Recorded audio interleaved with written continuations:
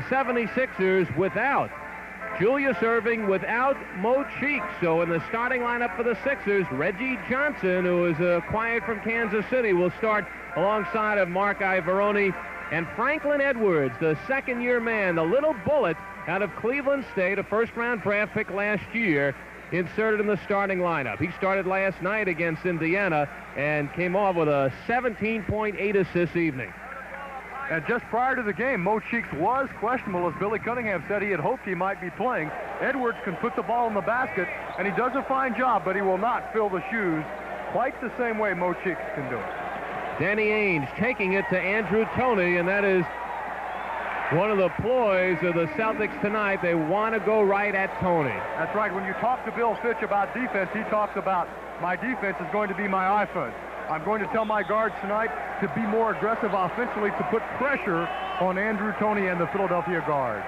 So the Sixers without two of their all-stars in Julius Erving and Maurice Cheeks. And the question we were talking about, how do each team, how do they respond? We found out last night as Philadelphia beat Indiana, two men took charge, Malone and Toney. And there is Reggie Johnson.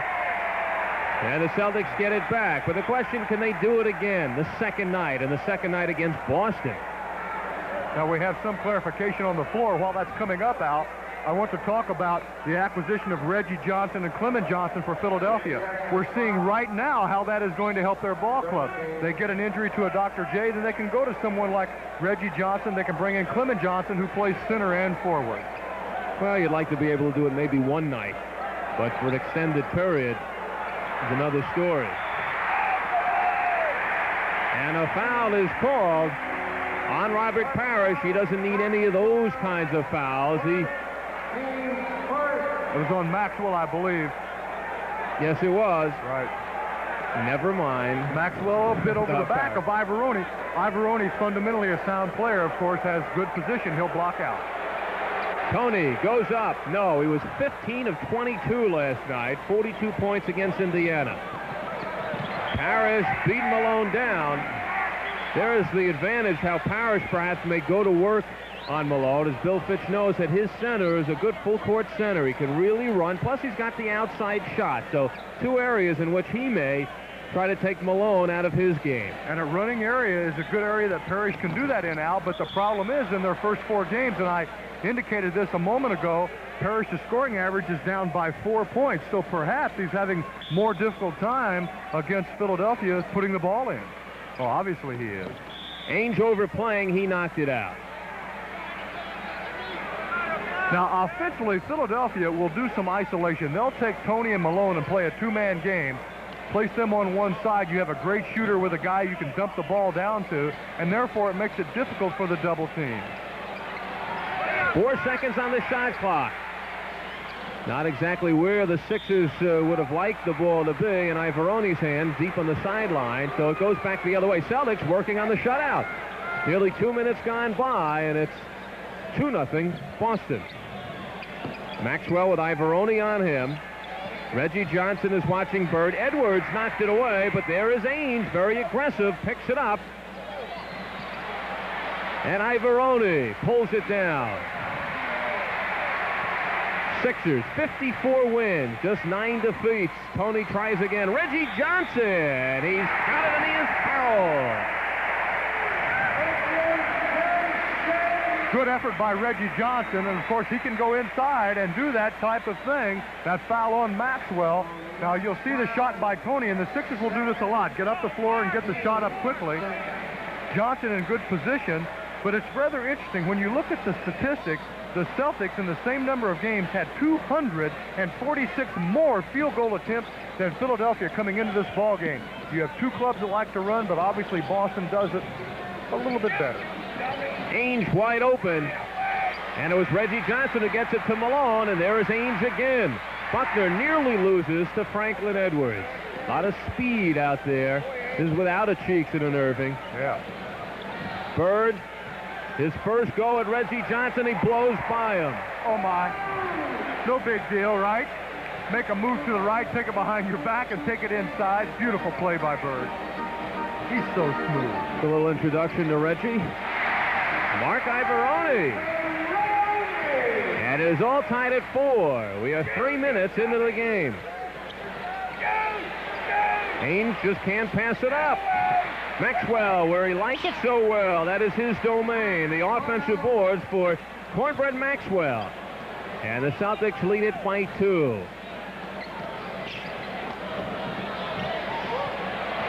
Malone leads in Tony.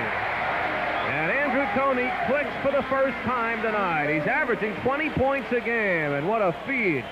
A 20-foot, one-bounce pass by Moses Malone. Backdoor play. Buckner, an excellent defensive player, obviously up overplaying the passing lane to keep the ball away from Andrew Toney. That's when the defense, the weak side, must be alert to give help.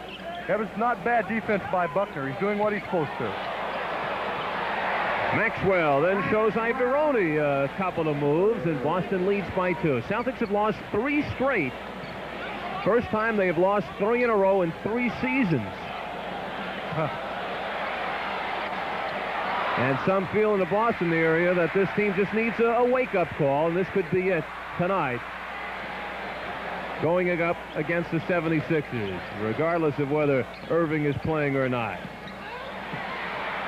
Ainge, how many loose balls has he come up with already? I count 3, and that time it came up with a deuce. And, of course, Ainge will hang around that basket. If you get the ball, you can perhaps go the other way on them because he will get inside. But Maxwell, as you had indicated, is so strong in there that he's a guy you have to try to block away. He got the first one. 10-6 in favor of the Celtics. 7.5 to go in this first period. Buckner has Bird racing with Johnson. And back the other way. Tony, a 4-on-2. Has Edwards as he slides in, and turns out he sets up Malone. Well, you see Edwards go to the weak side of the basket. He had Malone wide open, but he didn't see him because he had all those green jerseys coming at him. And, of course, you get Moses that deep. It's problems for the other team. Malone, who's a 6th leading scorer in the NBA, just under 25 a game. Ivoroni all over the board. Imagine somebody else being all over the boards on the same team with Malone. Reggie Johnson. Johnson, a first-round draft pick of San Antonio, moved right into the starting lineup. Then he went to Cleveland, to Kansas City, and now here in Philadelphia. And the Sixers really calling on Reggie Johnson now. Ivoroni, another rebound, 3-on-1. Malone is up there. The Sixers have taken the lead. And Bill Fitz has called a timeout. Malone. Watch this fast break, Al. And Malone, he's the guy getting in on the break. We talked about Parrish doing it, but Malone got upset with Ainge at that point, went after him to talk to him to say, don't undercut me, young guy. With 6.5 to go, the Sixers move in front as we pause for this word from our local cable system. Billy Cunningham, who paces the sidelines with his club in range of winning 70 games this year. And right now, the supreme test, when you win 70, a lot of things are figured in, especially injuries and key injuries. Like now, Julius Erving and Maurice Cheeks out. Erving with a sprained right wrist. It's a day-to-day situation with both. Maurice Cheeks with tonsillitis. Ainge, who has been firing away, and he has 3 field goals for 6, and he ties the ball game up. Well, Ainge obviously loves to hear his coach say, hey, go out and be offensive tonight, keep the pressure on them, and any guard would love to hear that because that really gives you a license to look for that offense. And the Celtics guards normally not as offensive-minded throughout the course of the season, as Bill Fitch admits. Franklin Edwards, he buries it for his first field goal. And the Sixers lead by 2 again. Parrish gets his first field goal. And, of course, that's one thing Boston would like to do, and we've touched upon that, Al, is try to run Parrish as much as they can to move Malone around and perhaps get up and get quick offense as they did on that play. Tony backdoor gets his second field goal. And the Sixers bounce in front by 2. You know, if the team should meet again in the playoffs, you'll throw away the regular season records and you'll take a look at what they did against one another. And right now they are even at 2 games apiece, but this certainly would be demoralizing for the Celtics to come up short tonight, playing against the Sixers without two of their stars. Well, and of course, each time you play, these clubs want to win. If nothing else was on the line other than that win, much less home court advantage. But right now, Boston, that foul, I believe, is on Ivoroni as they try to go into Maxwell. At this point, Boston is only a game and a half in front of Milwaukee. New Jersey 4 games back. They have to start thinking about home court advantage if they play one of those teams after the miniseries. That's assuming that they win the miniseries.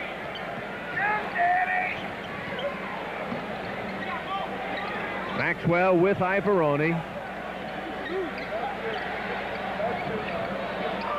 10 seconds on the shot clock. Parrish makes the fake, but can't conclude it. And Philadelphia will have the ball. Boston certainly knows what Philadelphia is going through as far as Boston responding to playing a game against Philly without Bird and without Cheeks. Last year, if you recall, or without Erving and Cheeks, last year Bird and Tiny went down as Malone just barrels in. And if you recall, when Tiny and Bird were out is when Boston started it rolling on their way to their 18-game win streak. Parrish had a message to deliver after having his problems with the outside shot, figured, let's get warmed up inside. You know, Parrish has had some problems shooting the ball as well as he would like against Boston. In the previous 4 games, he's only shooting 40%. So tonight here early, he's missed a few shots, and I'm sure that's because of Malone's size and his defense, and because of the defense Parrish must play. And there is Malone digging in, but Bird rips it away. Cedric Maxwell, long and lean, long arms, plays it across to Ainge.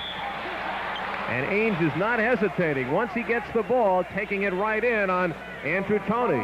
And this is exactly what Coach Bill Fitch wants of the Boston Celtics.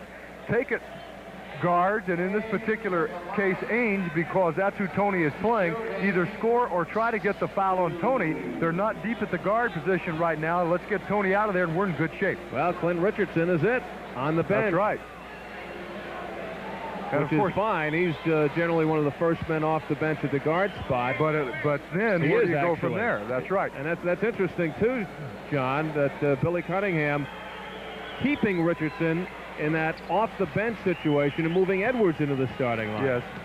Well, he's done the same with Bobby Jones, and obviously he wants that experience and that quality-type player coming in off the bench, and he doesn't want to mess up that rotation.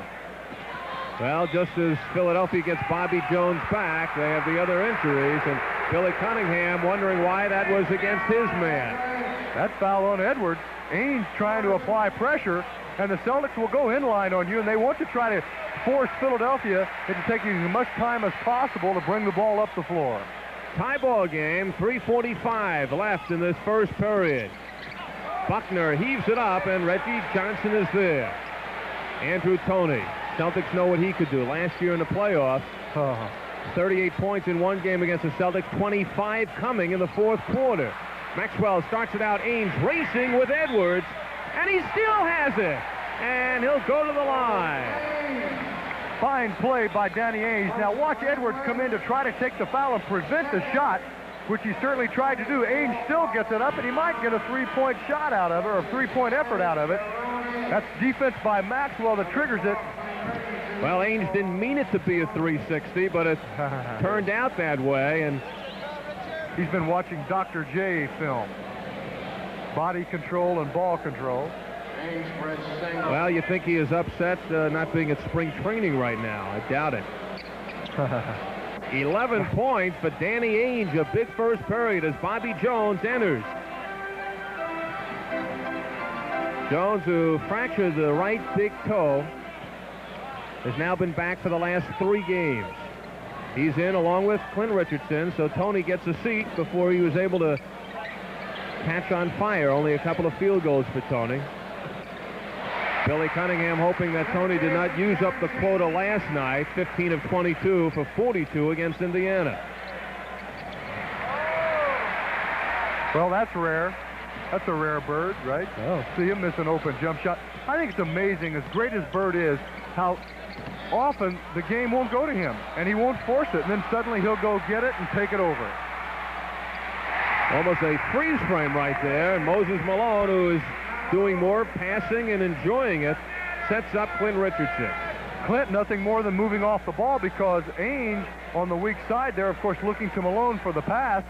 Richardson slips inside, and Richardson is one of those mobile-type players. He'll move around on you, and he's good in that paint area. 2.5 minutes to go in the first period. Al Albert along with John McLaughlin. Special edition NBA on the USA Network. Bird runs it down. He had the shot, but he finds Maxwell. Maxwell doing his Danny Ainge impression, but he'll only go to the line. Maxwell, of course, when he gets the ball that deep, he is so difficult to play, and he draws the foul from Malone.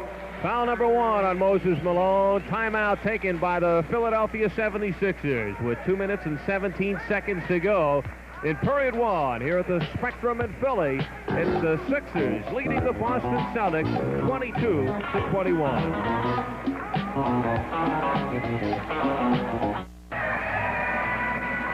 Al Albert and John McLaughlin live from the Spectrum in Philadelphia. Tonight, NBA Special Edition. And it's the two powers of the East. Well, not that far east.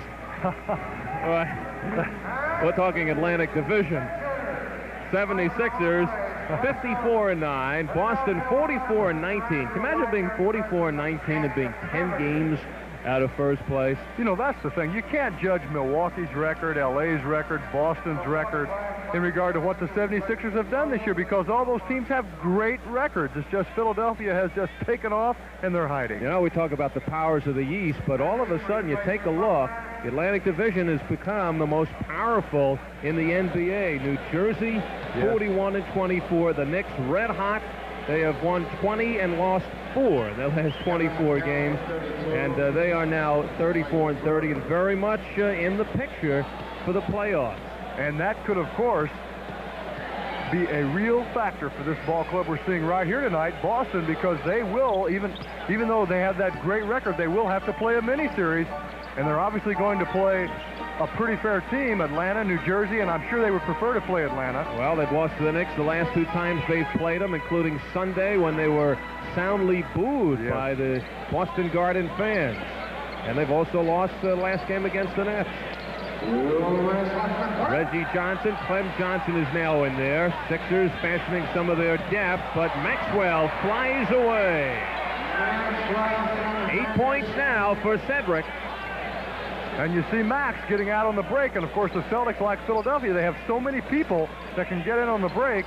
Of course, that only makes your fast break opportunities better, but first you have to get the ball. 3-point lead for the Celtics. Clem Johnson, McHale pounding on the boards, and he is called for the foul. So Bill Fitch making changes. He now has Gerald Henderson in the backcourt with Danny Ainge. That's foul on Clint Richardson, apparently, as Tony comes back in the game. McHale had the inside position, so they give it over on Richardson. Of course, McHale, the controversy around him, if it's controversy, is that he's going to be a free agent. Where is he going to sign and for how much? Well, because he is a fine player. Recently, he was warming up before the start of the game, and one of the fans asked him, Kevin, what are you going to do? Are you going to sign with Boston?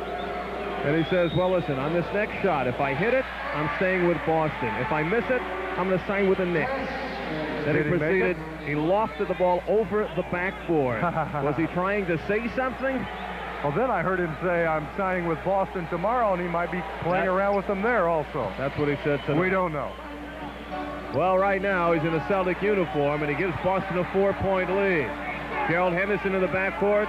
Tiny Archibald has been out the last 4 games for the Celtics, suffering from a sinus condition. He is on the bench, and he is dressed tonight. But he is not the first guard coming off the bench. Gerald Henderson, of course, drawing Tony as Tony misses there. Henderson is an excellent ball player, and Fitch likes the way that young man plays both ends of the floor for him. He says he's very consistent.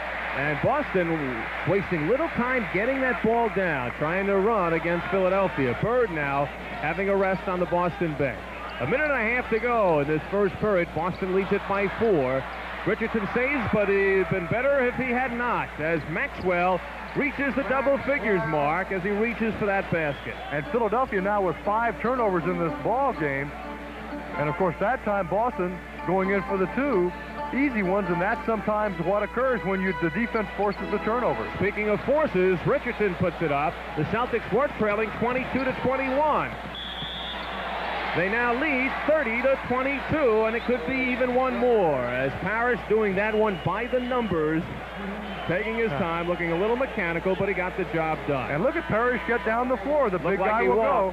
Well, he walks a lot, Al. He's one of those players that would shuffle those feet quite a bit, but in the NBA, picked it up, yep. They're a little forgiving in that situation, Parrish, and that's good for Parrish, but it's the transition game of the Celtics right now that is a key factor for them. They're getting down and scoring on Philadelphia before the defense gets back. Bill Fitch elects to stay with Robert Parrish here in the middle, while Cunningham has given Moses Malone a rest. Well, Malone played a lot of time last night also. He played more than his average. He played 42 minutes, and having to play hard minutes, perhaps Billy wants to get him early rest.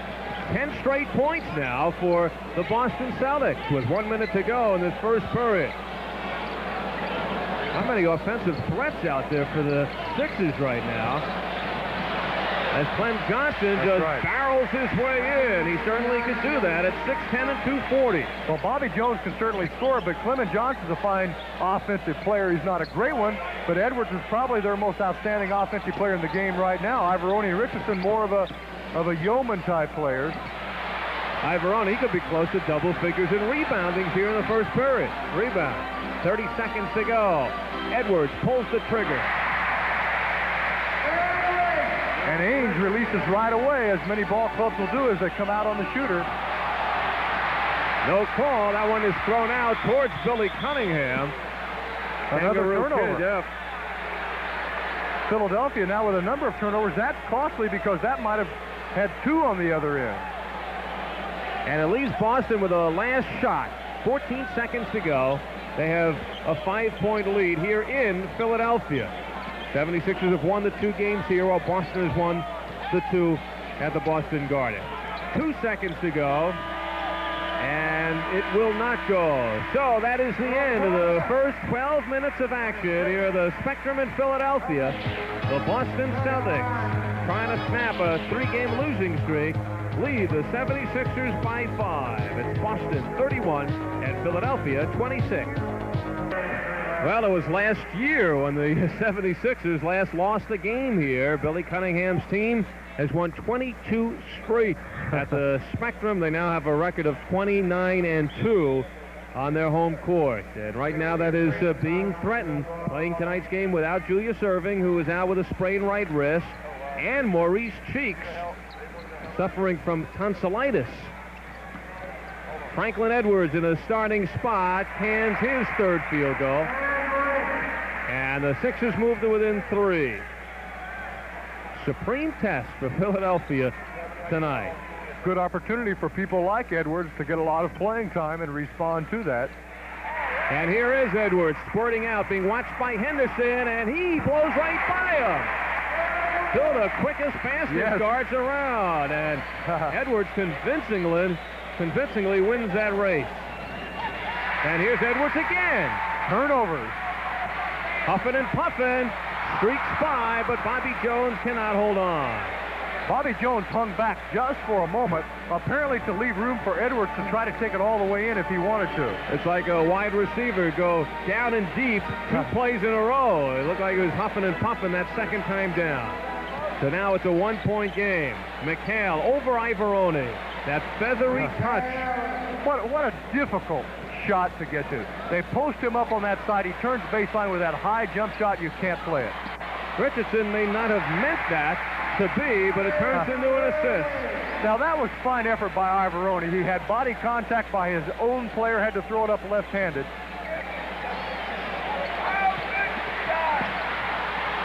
Parrish gets it back. And there is Franklin Edwards again. But 3 Celtics are back. So he stops and pops. Edwards perhaps getting a little carried away. Right. Although he has a lot of confidence in that jump shot, and he's an excellent jump shooter. It looks like it's off Henderson. No, says the official. Now I thought that had to be off Henderson, as the ball was deflected down on his foot, had there been no foul by Edwards, which there was not. 1-point lead for the Celtics. Henderson and Age, Bird, Parrish, and McLean. McLean for the reverse. 6'10" and 225. McHale. Tiptoes. That's right. McHale, I'm sorry. And his feet smooth in there. And then when he tiptoes, that makes him even bigger. And they get into that post-up off a double screen, and then Bird pops back and dumps it down. Long rest for Moses Malone for the Sixers. He's set to come back. Henderson busts inside, and he draws the foul. Well, at this point, Boston's taking very little time to get into their offense. And when they do, they have a tendency to work the left side of the floor. They set up with Bird and McHale, and then they try to work to McHale because they know they can get a good percentage shot from him. So change is made just as Franklin Edwards was looking to take over this game for Philadelphia. He picks up his third personal foul, so he goes to the bench. Henderson now on the line. A third-round draft pick by San Antonio. He was cut by the Spurs. As a free agent, came to the Celtic camp, won himself a job, and has become very highly regarded off the bench. Well, he gives you defense and he can give you offense, and he's a player that is continuing to learn the game. And I think Edwards the same thing. He's a player that is still learning a lot about his game and professional basketball. Malone makes the move on Roby, stays right with it. Vintage Moses Malone. Well, that way you get a rebound and a basket out of it, see? And end up still shooting 50%. You know, his coach, Billy Cunningham, was one of the best ever at taking a shot and getting his own rebound back. Just the second field goal for Larry Bird. Celtics lead it by 5, 3 minutes into the second quarter. Tony in the backcourt with Richardson, Malone in the middle, Bobby Jones and Clement Johnson up front. For Boston, M.L. Carr, number 30, watching Tony. Floats it into Malone. 2 men on him, and he beats both Bird and Roby. Now with Roby in the game, Malone will feel a different type of defensive pressure than he does with Parrish. Parrish, a little bit more finesse type. Roby is just going to beat up on him, and Malone, of course, will know that, and it will be more physical. Not to mention McHale. So Malone knows when he goes up against Boston, he'll see the three-headed lion in Parrish, McHale, and Roby. McHale and Roby, bumper and thumper. Yes, and here's bumper or thumper, whichever one getting the foul here. And back the other way, Malone drives in. Malone off the bench, taking over here in the second after a nice rest. He has 12 points. Well, there's the bumper. Tied up with Moses Malone. You know, Roby's an interesting player because you don't expect him to be an offensive player. And at times he'll come out, he'll assert himself offensively, and I've seen him have some super nights from that offensive position. And on the year he shoots 58%, so that's good percentage shot.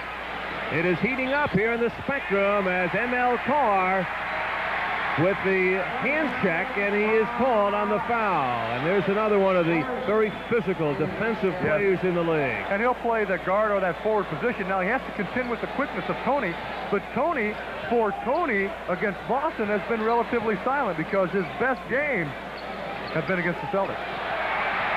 Well, he picks up an assist. Malone pouring it on. He has 14 points. Tony has been quiet, but let's get to a little later in the ball game as the Sixers have moved in front. The crowd responding. They know their team is playing hurt without Erving, without Cheeks. But with 8 minutes to go in the second period, Philadelphia has bounced in front of Boston as we pause for this word from our local cable system. Well, here in Philadelphia, they say Andrew Toney's a pretty good point guard, too, when he has to be. And does Malone push off here? Well, it was difficult to pick up at that point, but he had good inside position as the Celtics try to front. Malone then gaining all that ground to have the ball thrown to him under the basket, and when he gets it in there, count it up. Philadelphia bounces in front. They have 19 games remaining. They've won 54. So they must win 16 of the 19 to become the first team ever to win 70 in a regular season. Most wins ever, 69 by the Los Angeles Lakers back in 71-72. That's the year they won 33 straight. Sixers with the lead and the ball. Andrew Toney races it up with Carr. 3 men on Malone. And Bird starts it out. Henderson in the middle with M.L. Carr. Darryl Garrett comparison, sends it the other way, calls a traveling violation on Carr. The pass just a bit difficult to handle. It was a little bit behind M.L. Carr, and of course the two players were rather close together. Anyway, it is a turnover, and that's a plus for Philadelphia, obviously, and Philly trying to play to Malone as much as they can. Tony here quickly. And it stays here, says Dick Bavetta. Well, the matchup between Malone and Roby is fun to watch. It's not one you would want to get caught in between.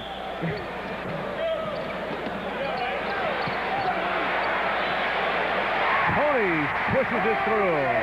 Third field goal for Andrew Toney. 7 minutes to go in the first half. Sixers leading it by 3.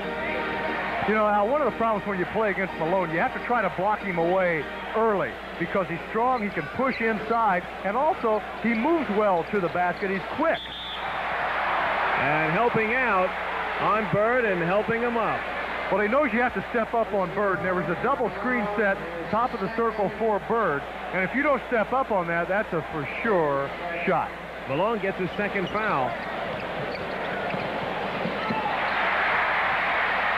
Malone looking, and in the way was M.L. Carr. Looked like it was off of Roby and out of bounds, and it was. The officials agree with you. Yep. They generally check with your call before they make one. Maybe once again. Malone barreling in. Boston Celtics getting a good taste of Moses Malone here in the first half. He has 16, and the Sixers lead it by 5. You know, since he came back in the game and Roby's in the game against him, he seems to be more possessed than at the start. And that man can cool things down quickly in a lot of ways. Well, Sixers had scored 10 points in a row before Larry Bird sails one through. 3-point lead for Philadelphia. Bobby Jones. And it's Bird, another guy who uses his position pretty well, gets it on Malone, which is certainly a task. Uses position great. Bird just on the trail with the defense falling back, and you have a guy trailing like that, the guy that got the rebound, and yet has that type of touch, it's effective. Bird, who has been quiet, but you know how well he can explode and carry his team back. 5:40 to go in this second period. More changes to Bill Fitch. Roby goes out, and Parrish replaces him, and Quinn Buckner comes back in, replacing Henderson. And that foul was on Henderson. You could see the double up on Tony. Obviously, Boston would like for Tony to pass rather than shoot. 1 point lead for the Sixers. Tony. Well, if you can't get inside, just take it deeper. Tony can do that. And another matchup we're not even talking about. At times, we're seeing, well, now with Parrish back in, it changes a little bit. McHale and Clement Johnson also matching up. Carr didn't care about scoring that basket. He fulfilled his plan. Foul number 2 on Andrew Toney. They want to get Tony out of there. And that, of course, the plan. And they feel with Tony in the ballgame, he's going to concentrate more offensively, especially with the injuries they have to the other people that we've mentioned. Therefore, more of the burden is on Tony, so he might be thinking even more offense than normal, so take advantage of him at the other end. M.L. Carr steps to that foul line, having hit his last 20. So he looks now to start a new streak. Boston, 9 of 11 from the foul line. Philadelphia, 0 of 1. When it falls apart, it falls quickly. He shoots 76% from the line on the season. 5:10 to go in the second period. Al Albert and John McLaughlin, USA, special edition NBA. The Celtics and the Sixers. McHale and Clem Johnson. A lot of muscle meeting there. And McHale, one of the leading shot blockers in the league, got a piece of that.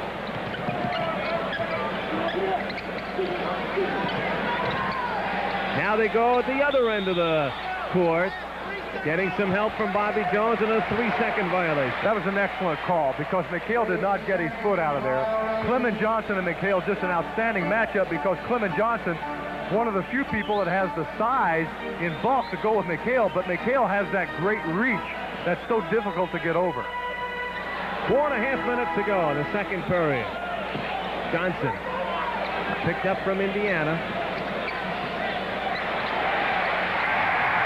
Jones shooting 1,000 for the night, 1 for 1. Bobby, who's coming off the bench, he averages 9 points per ball game, but that's the least of what he does for this team.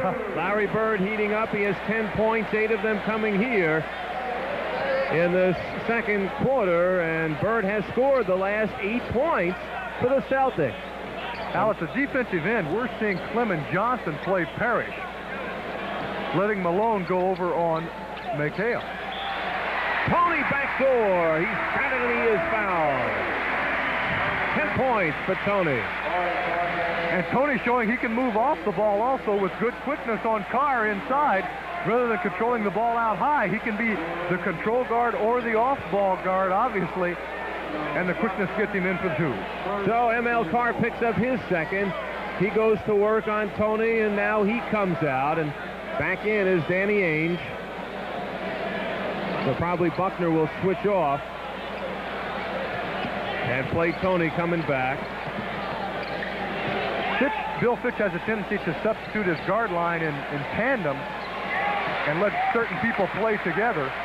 Sixers lead it by 5. Tony taking Ainge inside, and Tony just loses it. What a nightmare when he's coming up at you. Which way do you push him? How do you play him? Buckner quickly brings it back, and he is smashed by Clement Johnson. Quinn Buckner, by the way, has an excellent left hand, and when he goes to the basket, that left hand is probably as effective as the right. And here, he has to go to the left hand to get it away from the defensive player, which then protects the ball and draws the foul. Well, that was quite creative for Quinn, who comes over to Boston, of course, in a controversial move. Milwaukee signing Dave Cowens out of retirement. Compensation, Quinn Buckner coming in here, and it has not been a bed of roses for Buckner. Celtics having problems in the backcourt this year. Well, it's obviously an adjustment for Buckner or any player when he's happy in a city, he's happy with the team, he has to make that adjustment. You know, it's not always easy to do, and it sometimes takes time. And fortunately for Quinn, he is getting playing time in Boston. And fortunate for Boston, they've had him to go to with the injuries to Tiny. He's a quality guy, I'll tell you. 3-point lead for the 76ers. 3 minutes, 10 seconds to go in the half. Tony and Buckner going at it. Well, with that type of isolation, I think if I'm Boston, I still want to shoot someone at Tony and double him up. As Tony is decked, yes, he is certainly feeling right now the focus of the Boston Celtics. You know, the fans here yelling at that, but actually that's the back man, his responsibility to call out that screen to his player. That's the first person you should yell at. Traveling violation, and Boston gets it back. But first, a timeout will be taken by Philadelphia. So with 2 minutes and 38 seconds to go in the second quarter, the Philadelphia Sixers holding on to a 3-point lead over the Boston Celtics, 52-49. Well, the Boston Celtics are trying to snap that streak along with their current overall 3-game losing streak. First time they have dropped 3 in a row in 3 seasons. And coming here into Philadelphia, going up against the Sixers without Dr. J, who's out with a sprained right wrist, without Maurice Cheeks, who is suffering from tonsillitis. And right now, the Celtics find themselves on the short end by 3 with 2.5 minutes to go in the first half. As Celtics with Larry Bird inbounding, he has been doing everything he could to bring Celtics back in this game. He has hit his last 5 shots. Yes, 5 for 5 in this quarter. The Celtics shooting 58% for the period. Philadelphia 65, and Philadelphia getting more shots at the basket at this point in the ball game. Parrish inside step on Bobby Jones and connects. 9 points for Parrish. That's his first field goal in the second quarter. And remember, against the Philadelphia 76ers this year, he's averaging 16 and yet 20 on the season against the league. Ainge hustles it out. Watched by Richardson. I thought he traveled. may have a case. Bird, line drive. 6 of 6 in this period. And Bird, who had 2 points after 1 quarter, now has 14 points. Al, when he's shooting like that, you cannot lay back on him. You have to get up, and believe me, Bird is very capable of taking it to the hoop, but at least you have to make him do that to perhaps get him to pass the ball then. He's shooting it too well. And now the Celtics, who've just taken the lead, have the ball. Bird is out in front, but unfortunately for Boston, it was Parrish in the middle of the break. Now they get into safer hands. Bird wants it. Parrish again with that stutter step. Parrish has always been an amazing player to me, Al, in that he's not fluid. Now watch, it's rather a jerky type hook, but he's a very effective shooter. He shoots the ball well on the year. He's shooting 57%, which is outstanding, and he has an excellent touch.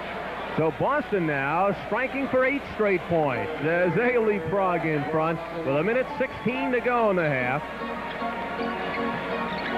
Halftime, John will be talking with 76er coach Billy Cunningham about this incredible season for the Sixers.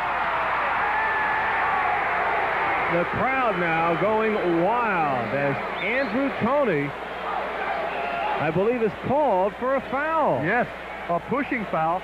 I don't know if we would have that on isolation. It would be interesting to see, because Ainge is the guy that really created an almost turnover, then went after the ball, and then apparently they say Toney pushed him away. 20-second timeout. I was going to say before, the Sixers would love to have gotten out of this half with Toney not getting his 3rd foul, and they, on this, feel what a waste of a 3rd foul. Well, this game is being brought to you with the express written consent of the National Basketball Association. Any rebroadcast, retransmission, or other use of the pictures and accounts of the game without the express written consent of the NBA and USA Network is prohibited. Now, that was a difficult foul to call. You had an opportunity to see that as Al was reading the disclaimer there.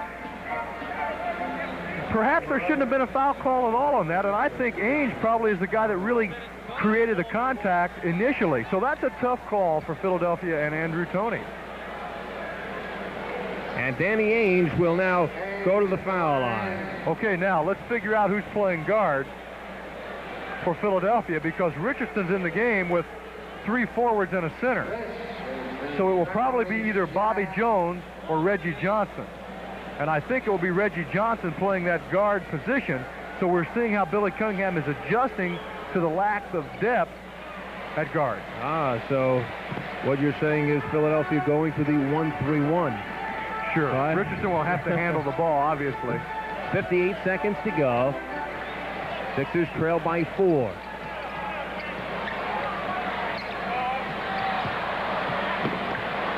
Bad pass on the post-up to Malone. But let me ask you this one. You had Reggie Johnson in the game, who is a forward. Bird finally misses, and you have Buckner guarding him. Wouldn't you try to post him up on the mismatch? Richardson again looking for Reggie Johnson, and is tipped away by a Celtic. Larry Bird looking for the definition of that last whistle. Darryl Garretson. We have coming up special feature, one of our USA telecasts of Darryl Garretson right in the midst of things as Reggie Johnson collects it. We mic Darryl Garretson for one of the games, and that'll be coming up tomorrow night at halftime of our game between Dallas and Indiana, game 1 of our doubleheader tomorrow. 6 seconds in this ball game, or in the first half of this ball game. And that ends it. The Philadelphia 76ers have to feel pretty good about themselves, playing this first half without Julius Erving and without Maurice Cheeks. Right in there against the Boston Celtics. It's been a seesaw half, and the Celtics lead by 2 at halftime. Division against Philadelphia. The two of them are leading the division, but it's hardly a match race this year. 10 games separate the two teams. It's probably the first season in what, 3 or 4 seasons that both of these clubs don't feel that intense pressure every day, day in and day out, whether you're in a game or not, to look at the other club and try to beat that record, because they've gone right to the wire regular season many times. Boston the last 3 years under Fitch, has won 61, 62, and then last year 63 games. Tony, by the way, excuse me, I'll go ahead. I was going to say they cannot win 64. They cannot continue that progression. The best they could do, as Tony starts Philadelphia off and ties the ball game at 56. I was going to say the best Boston could do this year is to match last year's record of 63-19. To do that, they would have to win all their remaining games, the 19. Anytime you win 60 games, that's outstanding.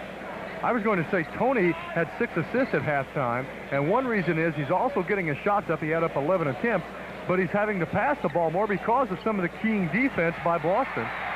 Malone streaking out. There's a little guard in everybody.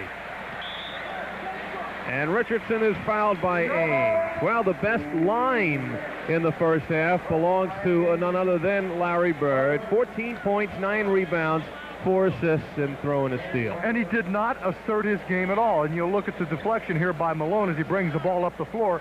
But Bird just flows with the game, and then the next thing you know, he scores some and rebounds some. He doesn't force anything. Malone takes Parrish outside. Well, there's the switch. 18 points for Moses Malone, who averages just under 25 a game. 6th best in the league in scoring. First in rebounding at 15.5 per game. Buckner finds the outside shot after missing his first 5. High ball game at 58. Buckner shooting 45% on the season. Reggie Johnson tries to gift wrap it for Moses Malone. And another foul on the Celtics. Quinn Buckner. Now watch this situation. Bird's trying to front. The ball will go into Reggie. The double team by Parrish. That leaves Malone open. Therefore, the guard, who was Buckner, had to come back in. And Buckner with a steal is gone. So Quinn Buckner 0 of 5 from the floor in the first half, has connected with 2 field goals here. The Celtics both in front by 2. Tony in the backcourt. Richardson starting the second half. Edwards has 3 personal fouls, and here the Celtics running again with Bird and Buckner, and the trailer Maxwell. Excellent fast break, and Buckner, of course, the guy that made that play. Now watch, he penetrates, he pulls Richardson to him, and then dumps it back for the easy 2 by the big guy. So Quinn Buckner in the spotlight in the opening 2 minutes of the second half. And the Celtics now have a 4-point lead. 5th meeting between these two teams. They have split the first 4. Now it appears the New York Knicks are red hot again tonight in Milwaukee. They're up 18 on the Bucks. Not an easy place to go play. Knicks looking for their 7th straight. They have won 20 of their last 24. Maxwell, what the Knicks are doing now in this 6-game win streak, they have beaten all teams with winning records. If this is perhaps another test of where they are compared to where they were. Beautiful play by Tony. Take it inside on the defense. Bird steps up, but Tony still makes the shot. The Celtics are 4 for 4 so far in this period. Ainge wide open, pulls the trigger as Danny Ainge, 14 points. He had 11 of those in the first quarter. Well, when you swing the ball like that on double up on one side, you can find the open man. Push off on Johnson as Bird continues to front him. Boston with a lineup of Danny Ainge and Quinn Buckner in the backcourt, Larry Bird and Cornbread Maxwell at the forwards, and Robert Parrish in the middle. Parrish brings Moses outside. So Maxwell tries to go to work inside. Right, you can see how they'll bring Parrish out, and he has that shooting touch that he can go out there and you at least have to play him, and that opens it up inside for Maxwell. So now the Sixers come back with Tony in the backcourt with Richardson, Malone in the middle, Ivoroni, and Reggie Johnson up front. The 76ers not doing a lot offensively tonight. They're really just working Malone and Tony. Here's a turnover, but they're not doing a lot of other types of execution offensively. Larry Bird rushes all along, and now the Celtics open up a 6-point lead, and Billy Cunningham has called a timeout. With Bird, it was just a question of when he would get there. And in that situation, it was the right place, the right time on the turnover. Well, Dr. J, watching in his street clothes, sees a carry by Larry Bird.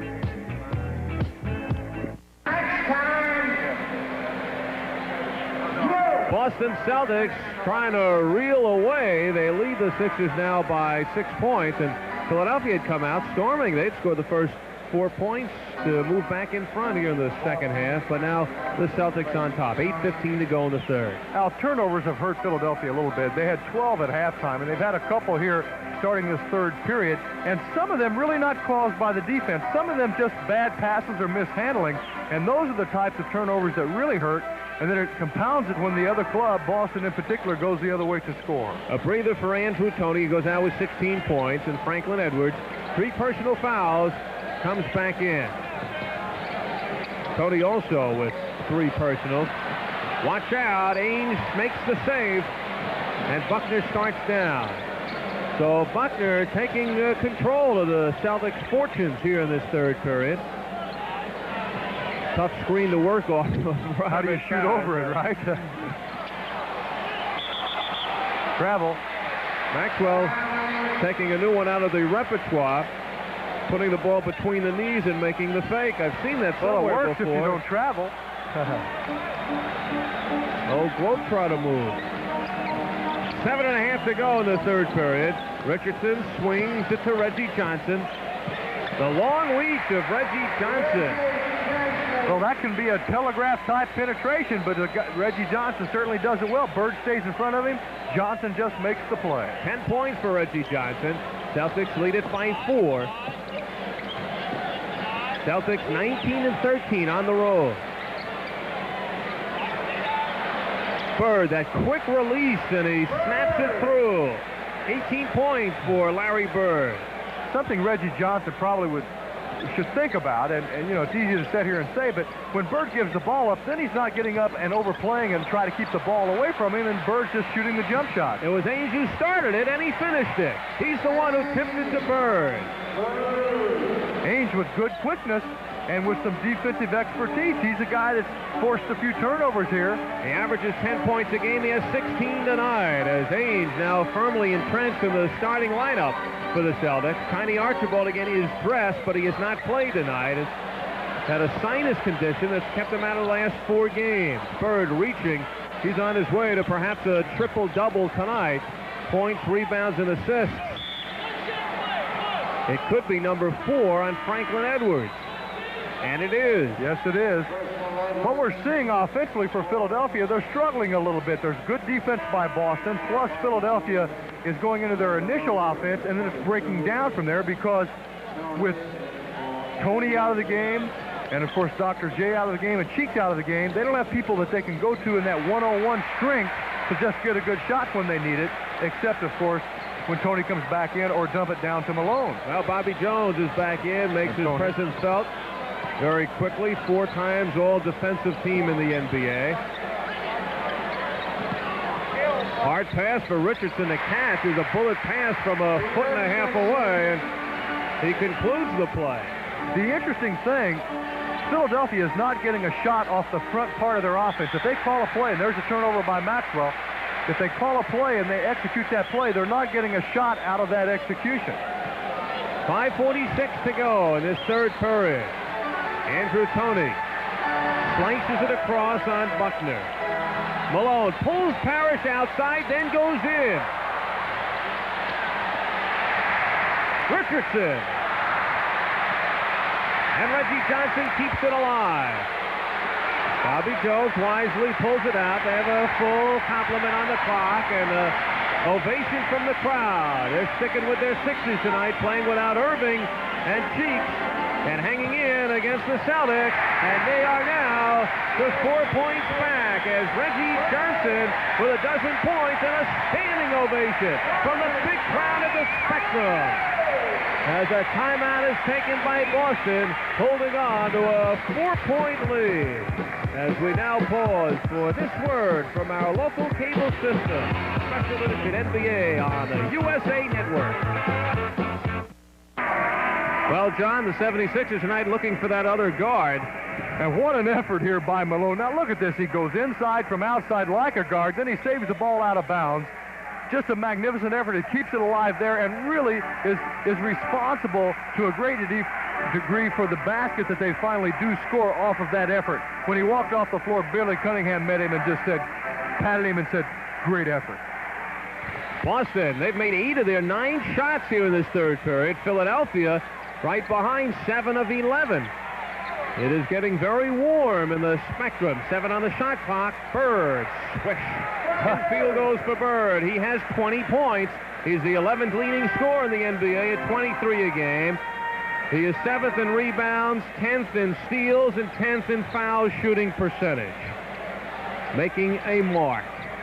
Tony flying in, and he is pushed away by Quinn Buckner, his foul number 2.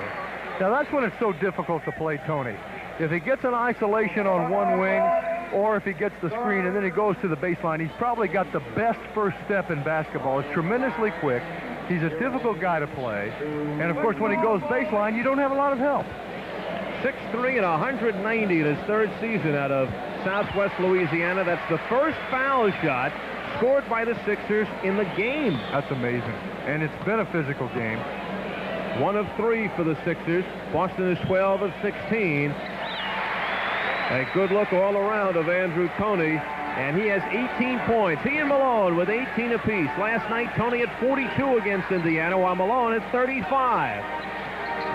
4-point lead for the Celtics. Ainge dishes it off to Bird.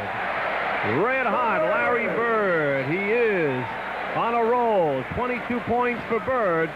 He was 1 for 5 in the first quarter. He is 10 of 11 since that time. And they have been from the outside. That's right. It's been all jump shots, which tells Philadelphia, as Bobby Jones goes inside, you've got to come out at him. You can't let him have jump shots when he knocks them in like that. Earlier we talked about all the possibilities of players to guard Bird, but he's only seen Reggie Johnson. That's correct. And he really gets a good look at Reggie Johnson there. Ainge off target. Another possibility for the Celtics. They have full 20 seconds on the clock. Bird thought about it. Says, I'm hot, but... Am I that hot? He also looked at the shot clock. 3.5 to go in the 3rd period. Celtics lead it by 4. And this goes against Robert Harris. It takes something to put Malone into the first row. Obviously, defensively, Reggie Johnson is playing over on Bird because Billy Cunningham likes to bring... you'll see the push here. You'll see the contact inside because Billy Cunningham wants to keep Bobby Jones on Maxwell because he's strong inside on the post-up.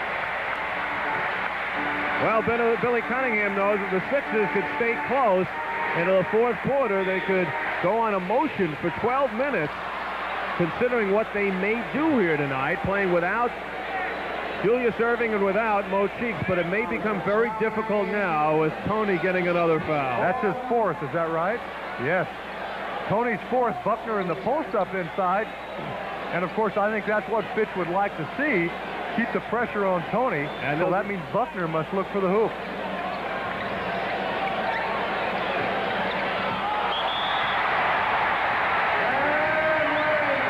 Bird traveled. He lifted that pivot foot up. He tried to cover it up, but it was too obvious. Well, one mistake in a game isn't bad. That's all he gets for this month. Don't make another one. Now Tony will see what he could do at this end of the court. Playing with a 4 foul. Cedric Maxwell watches him. Malone. Line drive by Moses Malone. His 10th field goal. He has an even 20. And this ball game is tied up. 2.5 remaining. Harris, no. Running it down with Malone. Whose ball? The crowd tells you it's Philadelphia. And it's Malone again, hustling after the loose ball. Responsible for his club getting it back. Well, when you have 54 wins in 63 games, you know how to win, no matter what the situation is. And that's what Philadelphia has working for them tonight. Without Erving and without Cheeks, could take the lead against the Celtics with just 2 minutes to go in the 3rd period. Dick Pavetta stops play. The basket does not count. Illegal defense. I thought that was coming. Now, that could be a break for Philly because the clock was running down. When Malone gave it up, it had just gone from 4 to 3 seconds. And Dick Pavetta called an illegal defensive warning on Boston. That's a new 24, so they have more time to execute their offense. Tony saw the baseline, and Ames picks up the foul. It's foul number 2 on Danny Ames. You know, when you isolate with him over there like that, Al, if you shade him baseline or shade him middle, either way, you're giving him a step. When you give him a step, it's deadly. On the other hand, if you don't give him a step, you give him more choices. You don't give him a step, he'll take it anyway. That's right. Tony in range right there. He's got the baseline again, but Parrish now coming out. 12 still on the shot clock. Philly taking a lot of time getting into their offense. 4 on the shot clock. This is for the lead, and it's Bobby Jones delivering. 1 second on the shot clock. Exactly as the play was designed. 1:20 to go in the third period. Bird. A rare miss by Larry Bird. And they are dancing in the seats at the Spectrum as Philadelphia brings it down with 1:05 left in the third period. It's been a spurt game. One team spurts, the other team spurts offensively. You'll notice it's a little slower game right now. Therefore, it seems to be swinging more for Philadelphia because they prefer that type of game tonight, using Tony and Malone specifically at the offensive end. Boston, of course, wants to get out and continue to go. And when they opened up their lead, they did it off some fast break basketball, some turnovers by Philadelphia. Andrew Toney, 80% from the foul line. There are a few raised eyebrows a few years ago when the Sixers drafted Andrew Toney 8th in the first round. Scoring machine from southwest Louisiana. They may have mistaken him with a guy by the name of Bo Lamar, who went the same route. I had a fellow come up to me when Tony was in college and Archibald's in the game and said, "Remember this name, Andrew Toney." I said, yeah. Well, he was right. Oh, my. Larry Bird steps inside of Malone and has 24 points. Go into the bag and see what I bring out now. Left-handed. 39 seconds. That snaps a streak of 9 straight points by Philadelphia. 7 on the shot clock. Tony in traffic. As is Parrish. And all alone is Kevin McHale. Well, he snuck by the defense. One way to get into the flow of the action coming off the bench. 1 point lead now by the Celtics in the last shot of the third period. 6 seconds to go. And Tony takes it. 1 second. That would have sent the roof off of this it would place. have. But that is the end of the third period with the Boston Celtics holding on to a slim 1 point lead over the Philadelphia 76ers. We'll be back with a fourth period. Al Albert along with John McLaughlin at the Spectrum. We enter the fourth quarter and it has been tight. The Celtics hold a slim 1 point lead against the Erving-less and Cheek-less Philadelphia 76ers. And Boston was Archibald-less, and now he's in the ball game. I guess they have decided to play him at this point because it was very doubtful throughout. Been a running duel this year. Should Tiny come off the bench? Should he start? Well, the last 4 games, he's been out with a sinus condition, and now he is back for the first time. Bird unleashes. Swish. 26 for Larry Bird. Al, he's so good at coming off the ball, leaning away from the defense, way out on the sideline, and still putting it in. You know, he'll take a shot as a defensive man. You think, he can't make that. Reggie Johnson takes it right back at Larry Bird. 14 for Reggie Johnson, and Bird brings it back down. Archibald with Ainge, Bird, Parrish, and McHale for Boston. It's been a fast break-left second half. Both clubs playing half-court ball, and Bird continues as he clears through and comes out to the top to pop. 28 now for Larry Bird. The double figures rebounding, got at least 5 assists, our last count, early in the second half. And now Boston leading by 3, and they come back. Tiny Archibald airing it out again. Sets up Parrish. and he'll get to the line. The unfortunate man caught back was Bobby Jones. Now there's a situation, an obvious fast break is not there. They get a rebound, the defense is retreating, but because Archibald pushed it quickly and Parrish got into it with him, the Celtics go to the line. That's what Archibald can do for the Celtics, obviously. He'll force them to run. He'll bring them along because he advances it so quickly. Robert Parrish head on with Malone this year. Parrish is averaging 16 points and 11 rebounds. Malone, 27 points and 16 rebounds. Not bad stats, huh? 5-point lead now for the Boston Celtics, trying to snap a 3-game losing streak. Philadelphia's won their last 4. That's since they lost 2 in a row. Lost to Boston and lost to the Nets back-to-back. First time they have lost back-to-back this year. No team has ever gone through a season in the NBA without losing at least 2 back-to-back. Ainge has really been able to come up with a loose ball. That's because he hustles. He hangs around that 8 to 10 foot area, and he can get those long balls that come out.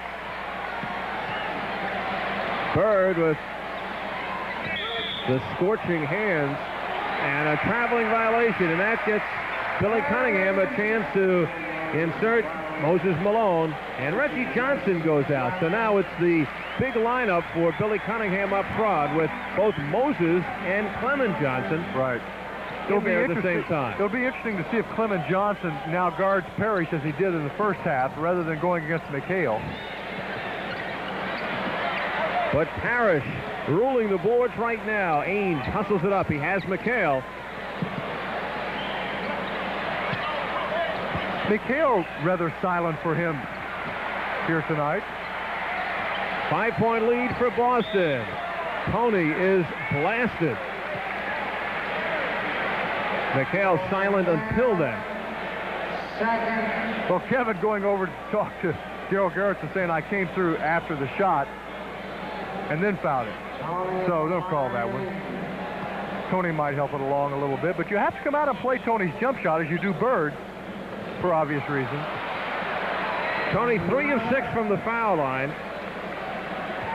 Only Reggie Johnson has gone to the foul line besides Tony on the Sixers, and he missed his 1 shot from there. Team fouls are even at 1-1 at this point. 21 for Tony, 20 for Malone, 28 for Bird. Those are high scores.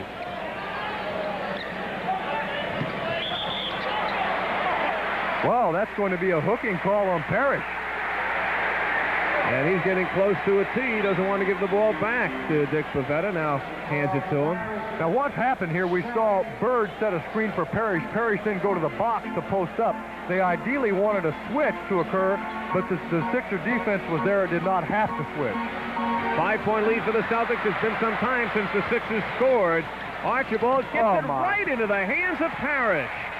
That pass was threading as the needle, to say the least, and Archibald one of the best at that game. And the Celtics now open up a 7-point lead. Tony playing with the 4 fouls. Malone gets behind Parrish and then finds some help. Well, it looked like Malone may have been fouled, but apparently not, and Bobby Jones then picking it up, drawing the foul. But one of the problems Philadelphia's had here over the last few minutes is their key people, Tony and Malone, and Malone in particular is a guy you're going to get a good percentage shot out of. He's a guy that they have to get the ball to. Wonder who the foul's on? McHale. Number 3 on Kevin McHale. I would have known that if I just tuned in. Bobby Jones. Well, Billy Cunningham will bring him along slowly. Coming off the fractured right big toe. He has not practiced yet with a team. He's been back for 3 games.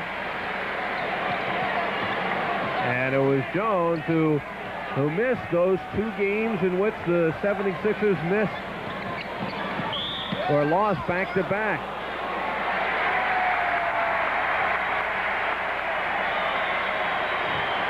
Darrow's all right. They're just mixing it up. These people getting the feel of it. It was actually, was it a charge on Archibald, or was it the block on Garrison? It certainly should not have been a charge on Archibald. Darrell catching one in the face and people applauding. That always kind of worries me. You know, this is not gladiator time. I'm sure it's good-natured, John. I don't know. Now watch. Is it a block or the charge? Darrell, did he have position? Oh, that's a charge. Definite charge. Darrell appeared to have been set. Archibald's so difficult to play, like any good, quick, penetrating guard. You try to stay in front of him. You try to take his left hand away because he is a left-handed player, but he'll go right on you. Funny, looking at my scorecard, I want to put the foul down on Garrison. I couldn't find it. Roby in for Parrish. That means Moses, it's time to lean on one another. So Archibald, scores his first point in a week. Garrison, though, he's tough, roughing it out. You see a special feature about Darrell Garrison tomorrow night at halftime of our first game, Indiana at Dallas. We had mic'd Darrell for one of his ball games. Interesting feature. Moses Malone. I wanted that one, says Moses. Well, he made an excellent play, and he spins so well for a big man because he spins quickly. And this call is going up against the Celtics as Rick Roby comes back in. Bumper and thumper. Yep. Roby and McHale are in there, and we have seen the last 2 times down, the bodies flying. So a timeout has been taken with 8 minutes and 6 seconds to go in this fourth period. The Sixers coming back again. They are trailing by 4.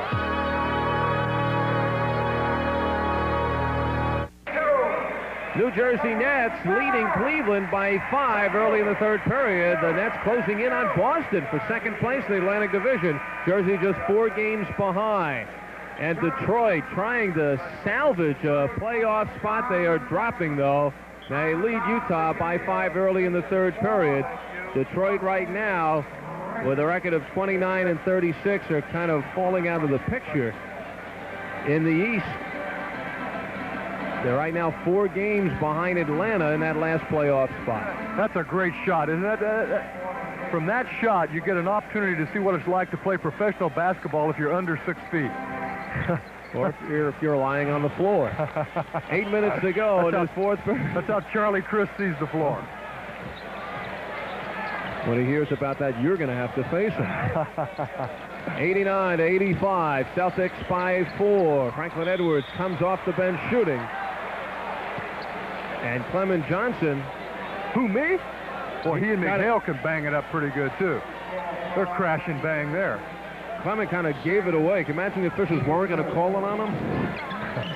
But after that, all right, now, Larry Bird seeing Bobby Jones. Classic matchup. Bird with 28 points and the scorching right hand. Tiny, the left hand. That one's pretty hot, too. 91-85. Archibald gives the Celtics a 6-point lead. 7:20 to go in the fourth quarter. Tony bumping with Henderson, and he was just getting position. 23 for Tony. Boy, he gets that position so well. And, of course, Henderson's still right there with the defense. No question that one was on Archibald. The officials clear out, and Archibald takes a Celtic down. And that's Tony. Now watch the penetration. Tony steps in and takes it. That could have been his 5th, but obviously he was in good position. So now the Sixers could cut it back down to 2. 7 minutes still remaining in this fourth quarter. Sixers doing it without Dr. J and without Mo Cheeks. Edwards blasts the baseline. Reset of the 24 as Bobby Jones flies inside. Moses digs in. Almost broke the backboard with that shot, and it's a 2-point game. He's amazing the way he shoots those off-balance shots and still controls them, and that was a good block by McHale on the penetration by Jones. They could tie it up. Down by 8 moments ago. Tony searching, isolated on Bird. Got it. Foul, I believe. I believe there's a foul on that. Tony scores on the pick. And, of course, you give him an open shot quickly like that, the back man must step up. Now watch. Bobby Jones will set a screen.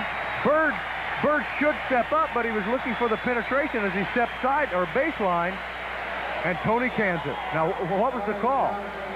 The official.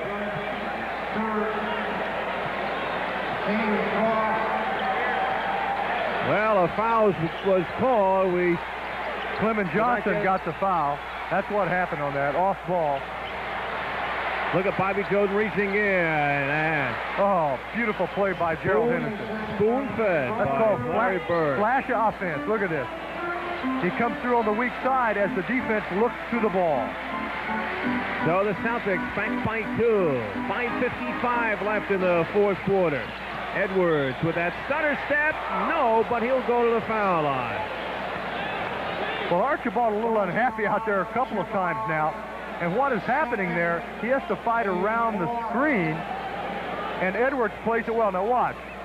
Now, Archibald is saying, come on, Bird, come up. But Larry did the right thing. He had to retreat between Bobby Jones and Edwards for fear of the fact that Bobby Jones could go right to the basket and get a dish down.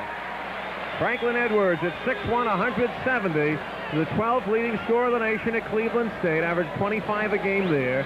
First-round draft pick for the Sixers. How many shots a game did he average? Curious. I'll bet he got a lot of them up. Well, we'll have to check the NCAA guy on that, John. You mean you don't know? Not at the fingertips. Oh, okay. High ball game, 93. Archibald. And it's pulled down by Malone. Here comes Edwards. Archibald coming in after being out for 4 games, taking some liberties with a really long shot, one-on-one. Now Tony darts inside. Sixers lead it by 2. 27 for Andrew Tony. A timeout called by the Celtics with 5:17 to go as this joint is jumping as we pause for this word from our local cable system.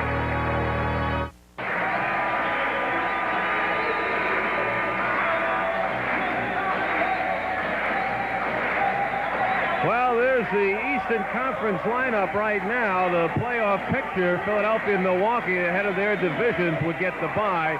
Boston finding some company from New Jersey, only 4 games behind. And the New York Knicks perhaps heading for a showdown with the Nets in that first round. And Boston would play Atlanta if it ended that way. Washington 3 games behind Atlanta, Detroit 4 games out. Well, obviously, taking nothing away from Atlanta, Boston would still rather play Atlanta than New York or the Nets. And in the West, it's Los Angeles and San Antonio, the division leaders. Phoenix, Portland, Seattle. Watch out for Denver. Wow, they have now won 11 in a row, and they are within striking distance of Phoenix, the number 3 team. What a great spurt they've put on, and in this ball game, the Sixers have taken the lead. Andrew Toney on that last basket put them ahead. It will not go for Kevin McHale. The Sixers in the last 2 minutes have outscored Boston 10-2. And Franklin Edwards has number 5. Now, this is an example now when they could really use the experience on the back line because Edwards is pushing a little here. Cheeks, of course, could give them that. He's a good offensive player, but he just forced the play here. He was going to take that shot. He had 2 men in front of him. 4:50 left. Celtics looking to tie it. Parrish a rainbow. Tony takes the spill. He and Bird crisscross. But the ball will stay into the hands of the Celtics. They'll have 8 seconds to shoot. Whenever there's an air ball shot, normally the man on the inside position, which should be the defense, is at a disadvantage. We have a 20-second timeout for Tony. Is at a disadvantage, and that's what happened to Tony. He was setting up for the rebound because the ball hit nothing. It came off as an air ball. He wasn't in position or ready to handle it, and of course, no one in this building, I would presume, although I've seen a number of Celtics fans here. I was going to say no one in this building as a fan would want to see Tony get hurt at this point, but there are a number of Celtics fans in here. Well, you notice Tony was turned around by Bird as Bird was going after the ball, but seems to be okay. Tony with 27 points, playing with 4 fouls, and how many more moves that can be made by Billy Cunningham. He has Edwards on the bench with 5 fouls, and now he has Tony on the floor alongside of Clint Richardson. Maurice Cheeks missed last night's game because of tonsillitis in Indiana.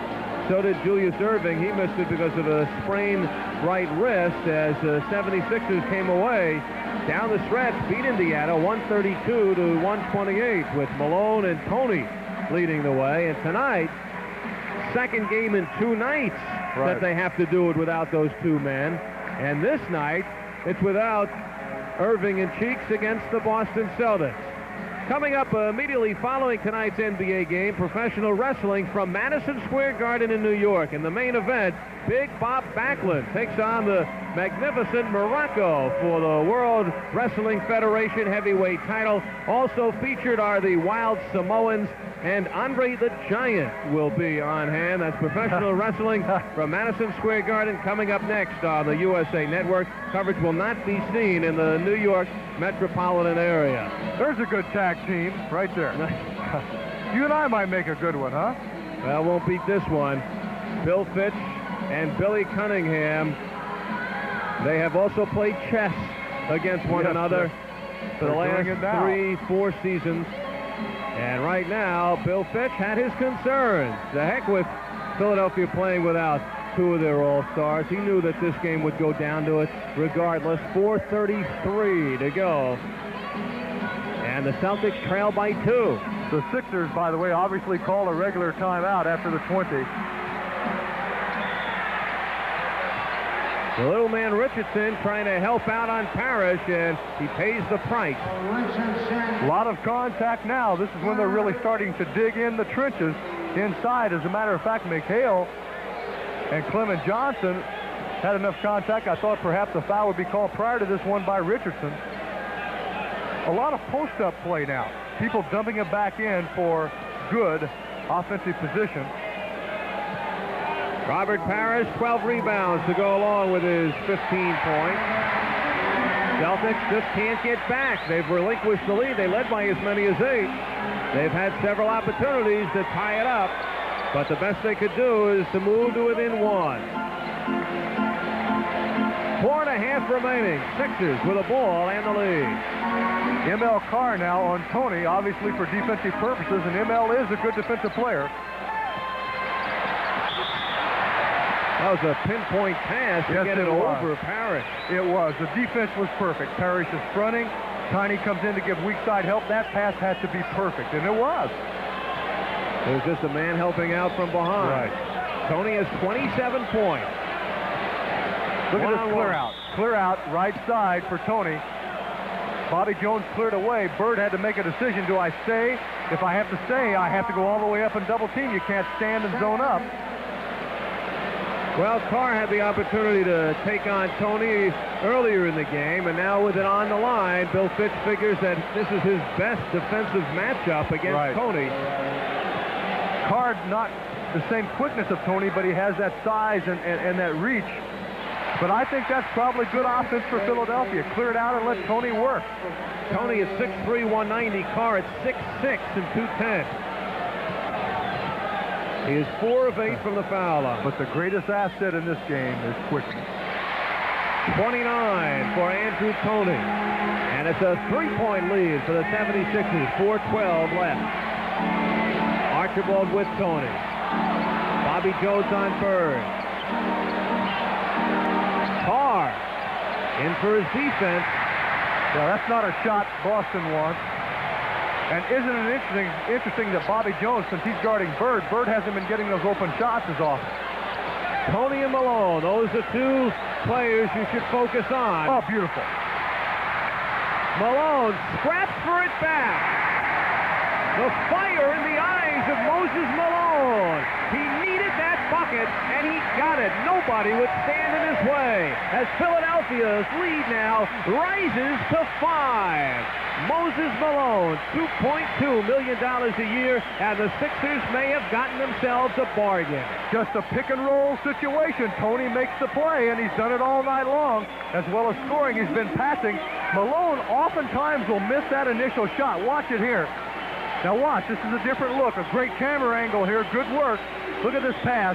Now Malone just flips it up. He'll do that quite a bit, but he gets his own rebound back and then scores. Tony had 6 assists in the first half. doing it all. He's clicked for 29 points and probably up around double figures in assists, and it is certainly worth another look. Well, there's certainly no secret to what their offense is going to be, is there? Give it to Tony. He's going to go one-on-one, or he's going to work with Moses. But even with that, with the great skills of the players in this game, defensively, you can know what's coming up. That doesn't mean you can stop it. Tomorrow night, we will be right back here on USA for more NBA basketball, a doubleheader. John and I will be in Dallas, the young Mavericks who are fighting for a playoff spot against Clark Kellogg, the hot Billy Knight, who has scored 40 in each of his last 2 games, going up against Aguirre and Vincent and the Dallas Mavericks. In the second game, it is Houston against Portland, as Portland right now in the middle of a battle in the Western Conference. I guess you would say they are dancing in the seats. They're getting into it. I think we've been seeing better moves on the court, though. Philadelphia has outstreaked the Celtics 14-3 in the last few minutes. You're saying this has been a game of streaks. It's a question of who gets the last streak. Who streaks the best at the last? Well, it's a 5-point lead for the Sixers. 3.5 minutes to go. Bird got it. He can help you streak. He came from the left off of a screen on an angle right between the free throw line and the top of the circle, and of course Kansas. 15 field goals, 30 points for Larry Bird. Tony, dragged the foot. Good defense by Boston that time. And Billy Cunningham's trying to show them a different look, but the same people. Give it to Tony, give him some screens, that time from the top of the circle, but the double team came on the right. The intensity level has certainly risen here at the Spectrum. McHale takes Clement Johnson inside. Malone sailing. He's the man that tipped it to his teammate. 3-point lead for Philadelphia. 2:50 left. Garrison calls the foul on Archibald. Number 3 on Tiny. But when Tiny gets switched off, and look at the contact there, Moses helping it along a little bit, but when Tiny gets switched off on Tony, the Sixers certainly have an advantage there, and will take advantage. Tony not helping the cause of the foul line, where he is 5 of 10. He's looking for his 30th point. He's a good free throw shooter also. 80% from the line. Drops under 80% tonight. But the Sixers now lead by a couple of field goals, 196. 2 minutes 39 on the clock. Clement Johnson pulls it down. Tony on the run with Archibald. Bird hustles back. It will not count.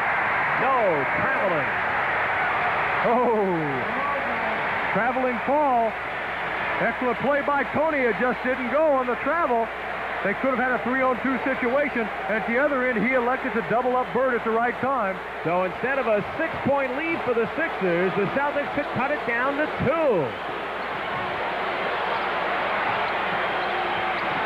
Tiny. And that's exactly what has happened. Archibald sinks it. It's 100-98.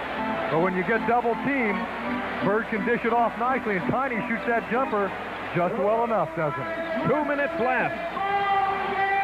Tony baseline, he bumps, and he gets it back again.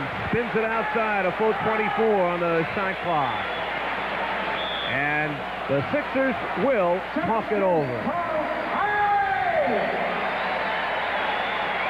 1 minute and 47. Billy Cunningham, I don't know if he figured he'd be in this position at this time. Leading by 2 with the ball. Julius Erving is not playing tonight with a sprained right wrist. And Mo Cheeks with tonsillitis also out. Tony claiming he didn't walk. And did not look like he did. It didn't. It looked like he had that foot down. Let's judge again. Now, again, we have a second and third and fourth opportunity to look. The officials don't. I'll call that a travel. For sure in college. You know, you look at that. That was slow motion, and it was too quick to pick up, you know. Well, right now, Philadelphia 76ers, this is their test of character tonight, going up against the Celtics. Celtics come in here steaming. They've lost 3 in a row. Their last game being booed on their home court at Boston Garden, beaten by the Knicks. They've had a couple of games to rest, aiming for the 76ers. Sixers come in injury-riddled, 2 of their stars out, but they have certainly responded. Plus, Sixers played last night. That's right. Traveling here. But you know Billy Cunningham will be the first to tell you he will never underestimate Moses Malone and what he can do for this ball club as well as Tony. And we're taking nothing away from Boston, because over there they can do the same with Larry Bird that Philadelphia can do with a Moses or a Tony. Tomorrow, doubleheader, Indiana against Dallas. John and I will be there, and it's Houston versus Phoenix. Earlier we had mentioned Portland.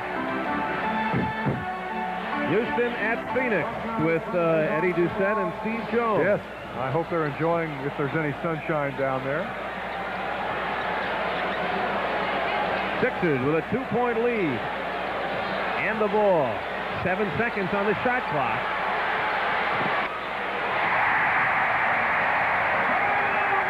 Al, that was excellent defense by Parrish to keep the ball from going into Malone. But then it's just Tony with that individual effort. Well, he has survived the foul trouble, and he is there in the closing minutes. 1:20 to go. Ames spurts inside, and Clement Johnson yanks it down. The fans standing here, they could feel it now. The Sixers lead by 4 with 1:10 to go. Buckner in the game for defensive purposes for Boston. Moses Malone lost his mouthpiece. Yes. Boy, Parrish is doing a job in there, keeping the ball away from Moses in good position. 50 seconds left. Celtics trail by 4.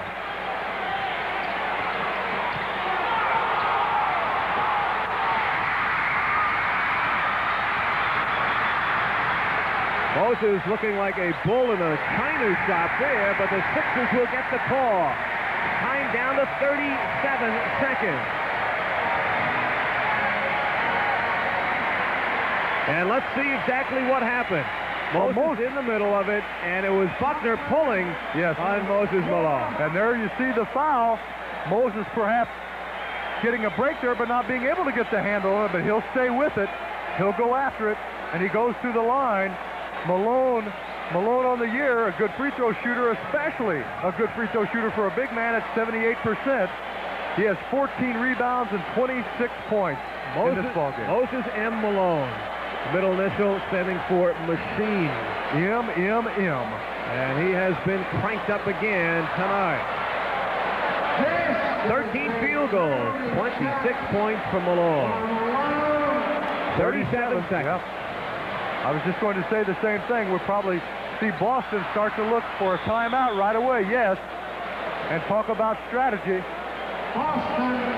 Well, Philadelphia would certainly like to have one free throw to get it off that even mark, because at this point, Boston is 2 baskets away, and they don't have to look for that more difficult three-point shot. They want to come up and score on the percentage basket right away. Well, if they did, they certainly have the shooters in Larry Bird, Danny Ainge, that is certainly in his range, although he has not been highly successful. Scott Wedman, the man who came over from the Cleveland Cavaliers, and he has seen no time tonight. And he's a super player, and it says a lot for him. Bill Fitch, I think, has a high regard for him, the way he talked about him prior to the game, Al, because he said he's an intelligent player. He understands you don't come into a good ball club and start playing. If you're traded to a weak club, then they can build it around you and you'll play right away. But in Boston, we can't just start inserting him into this lineup because we have such a deep, strong team. With Wedman, I believe the focus for Fitch and the Celtics is the playoff. And the depth that it gives them, and also the scoring, and he talked about that. Well, the funny thing is, Billy Cunningham has certainly worked Clement Johnson and Reggie Johnson into his team, who is slightly better than the Celtics this year. Well, he found a spot for 2 players in his winning lineup. Well, you know, LA's done the same thing, picking up Dwight Jones from Chicago, a veteran player, who shores them up down the line in case of injury, in case they need them in those playoff situations. Philadelphia has done it with experienced players in the two jobs. But what I'm saying is where Fitch is not finding the time for Wedman, who's been an all-star, Cunningham has quickly found time for two of those players coming in. And in L.A., they're getting Dwight Jones some playing time. All right, right now, the arithmetic, 35 seconds to go. Boston on the short end right now, trailing by 4. Here in Philadelphia, the season series is deadlocked at 2 apiece. Guess who's in the game right now? Scott Wedman. Scott Wedman, who is obviously a three-point threat. He's 10 of 25, a great outside shooter, but he comes in cold off the bench. Well, they don't need 3. They need 2. Right now, they need anything. They need a quick 2.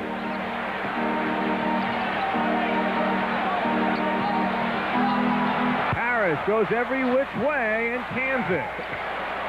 18 for Parrish at the 2-point game with 22 seconds. Now, Philly will not have to shoot, so Boston will either have to go for the steal. If they don't get it, commit a foul. And they go for it early.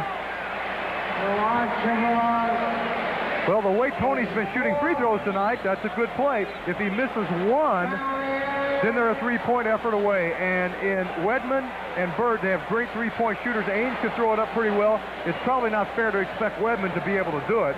He's been sitting out for 2 hours. And Tony has been making just about one of every 2 from the line. 6 of 11 as he steps to the line here. Andrew Toney, along with Moses Malone for the second straight night, taking over in the absence of Erving and Cheeks. 2-point lead. Missed it. See the miss.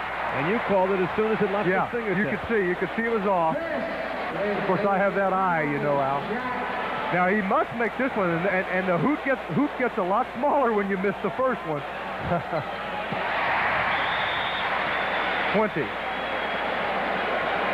And now it comes down to the 3-point play for the Celtics. So they have worked it out now that they still have a shot at it. 16 seconds to go.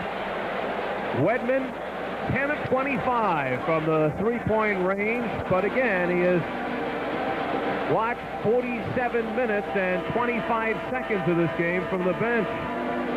Larry Bird is 17 of 53 from downtown. Danny Ainge is 4 of 23 as the defense is now mapped out. They know what's going to happen. It's a matter of stopping it. You know, you wonder, you take a look at a Wedman coming off the bench, if we may get somewhat progressive. In baseball, the relief pitcher has the bullpen to warm up. You wonder if ever... A basketball player has no place to warm up. You can't even stretch. In the back, put up a basket. Go out to the hall and run some. Get another camera back there so we can check who's working out in the bullpen. Well, the Celtics wish they had that tonight. 16 seconds to go. They have to go the length of the court, and that's no problem. They have plenty of time. Maybe too much time to work for a 3-pointer. 10 seconds, and Bird in traffic. Oh, my. He almost made that, Al. And it almost was a 4-pointer. The clock ticking down. It has stopped at 3 as a foul has been called. Sixers would have rather it run down. And this crowd standing and yelling for their team. Now watch this. Watch Bobby Jones step up behind. Defensive man in front. He still gets the shot off. Everyone in the county knew it was coming. And it almost went.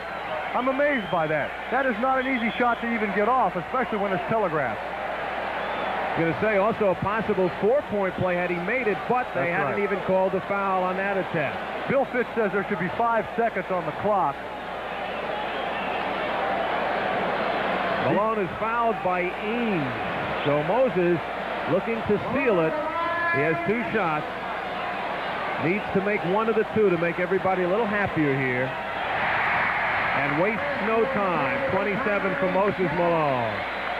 104 to 100. Victory number 55 for the Sixers, just 3 seconds away. We're a month away from the playoffs, and you can count their losses on 2 hands. And there it is, the Philadelphia 76ers, without Julius Erving, without Maurice Cheeks, beat the Boston Celtics 105 to 100. They now move 11 games ahead of Boston in the Atlantic Division.